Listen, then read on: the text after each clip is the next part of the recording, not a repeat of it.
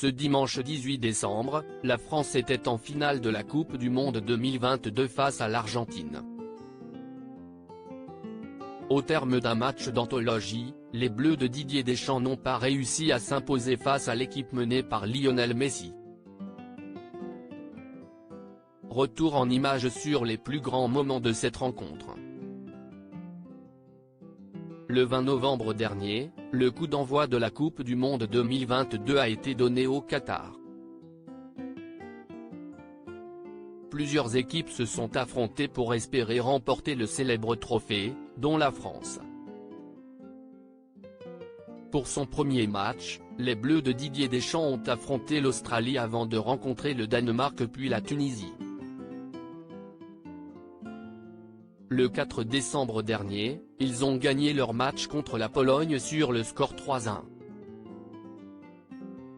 Le 10 décembre dernier, la France a fait son retour dans la compétition face à l'Angleterre.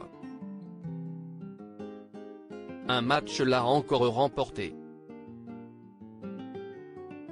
Mais la compétition ne s'est pas arrêtée là, puisque les joueurs ont rencontré le Maroc en demi-finale.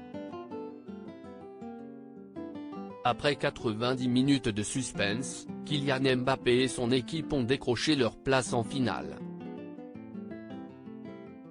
Un match d'anthologie pour la France face à l'Argentine ce dimanche 18 décembre, les Bleus de Didier Deschamps ont fait leur retour sur le terrain face à l'Argentine. Dans les tribunes, Emmanuel Macron était présent aux côtés de sa femme, Brigitte Macron.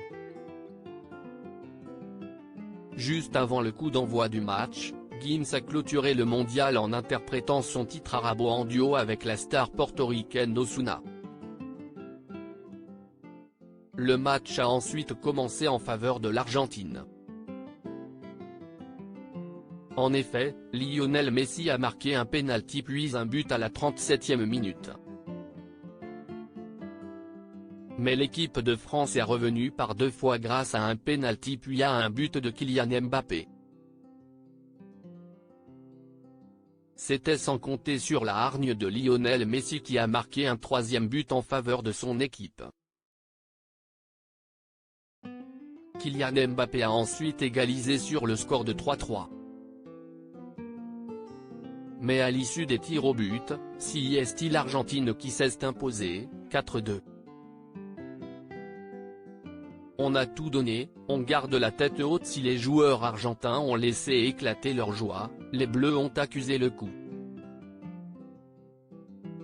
Hugo Lloris n'a pas pu retenir ses larmes.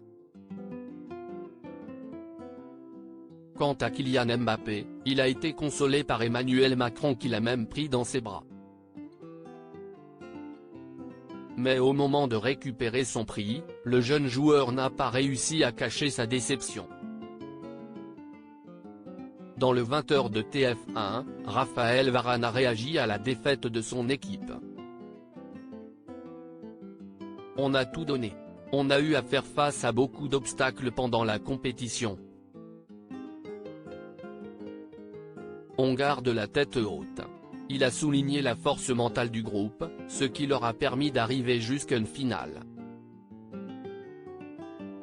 Hugo Lloris a lui aussi pris la parole. C'était presque un match de boxe. On n'a rien lâché, a-t-il dit. À lire aussi Argentine-France, Karim Benzema sort enfin clairement du silence, son message sans équivoque pour la finale de la Coupe du Monde.